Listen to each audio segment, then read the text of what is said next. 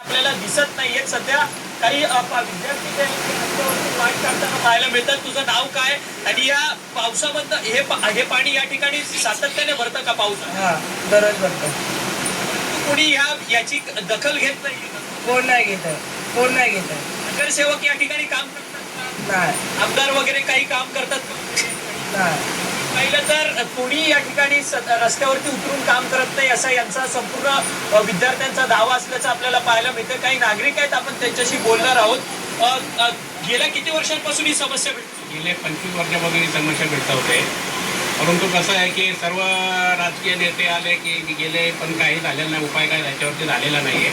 आणि आता असं आहे की आता माननीय आता आपले आमदार सेल्वन साहेब आणि शिल्पा दत्ता केळुसकर यांना नगरसेवक आहे, हे आता खरोखर म्हणजे अक्षरशः झटताय तिथे.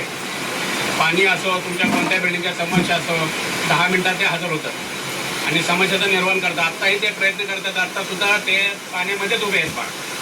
ते दाखवा जरा ते सुद्धा पाण्यामध्येच उभे आहेत. ते कधीच कुठला हे करत नाहीत. कुणाचा फोन कुणाचा येऊ द्या, आडे रात्री 1 वाजता ॲम्ब्युलन्स पाहिजे, कोणतंही कारण असो, तत्परतेने सेवा देणारे ते आहेत.